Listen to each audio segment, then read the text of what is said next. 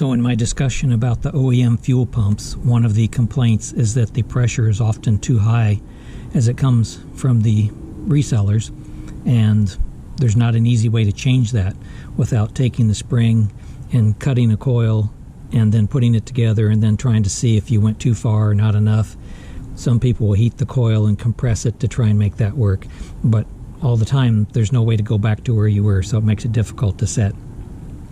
Most of these pumps are coming between 6 to 7 psi from the factory or from the production houses, and most people think 3 to 4 is plenty.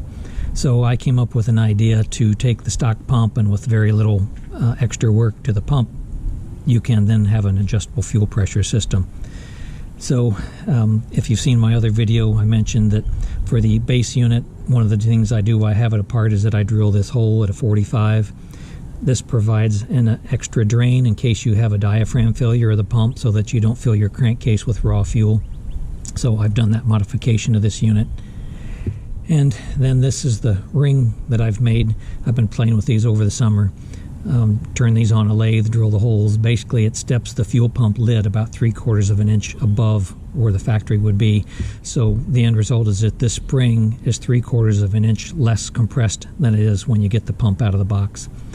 So assembly of it's pretty basic. I'll go through that, move these things out of the way. I'll mention here what gives it the adjustability is this little guy that I rigged up here. This is a 3/4 inch rod axle cap from put a axle on a lawnmower or a go-kart or something, and then I've got a stainless steel screw that threads in and out of it. This allows you to compress and uncompress the spring underneath of the dome lid and still retain the stock appearance of the pump.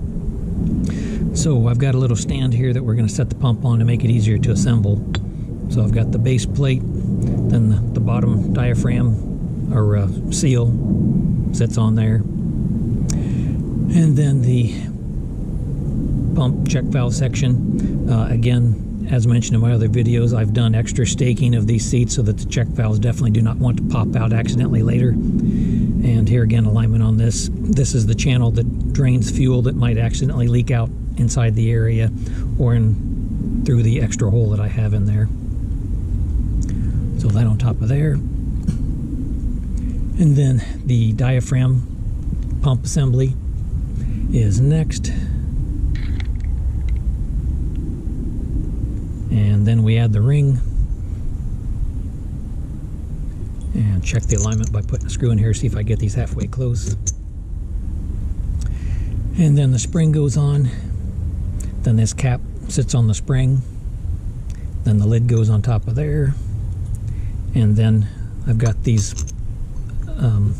2.5 inch long 1032 screws.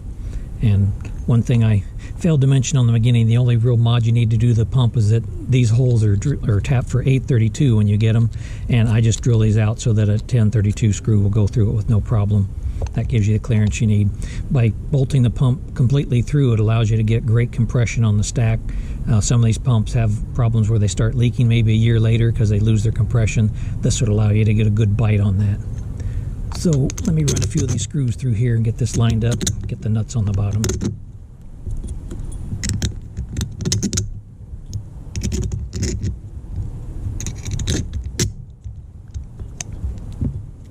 Just push these through the rest of the way.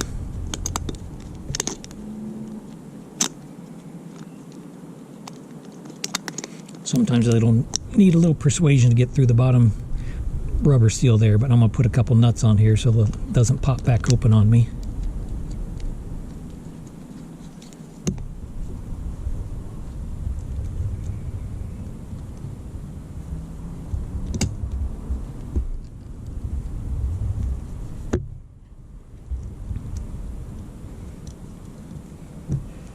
Okay, so everything's all together. Then you just go around and start snugging these things down a little bit and do it just like lug nuts on a car, where you do a crisscross pattern of skipping one as you go around.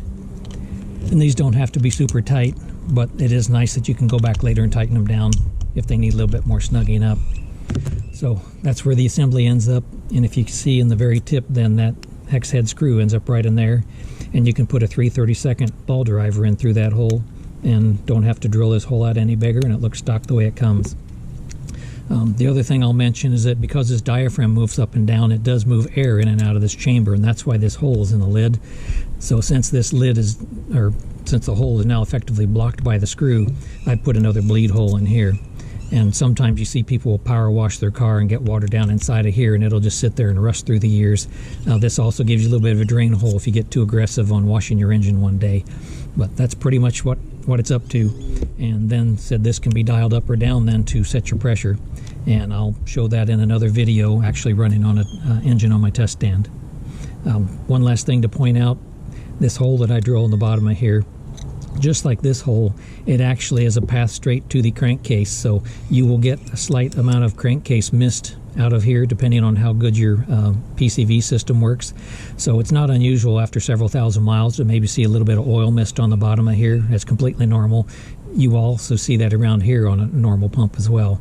But this does give you that alternate path to bleed any accidental fuel leakage out of the engine as opposed to down this rod and into your motor oil. Thanks for watching.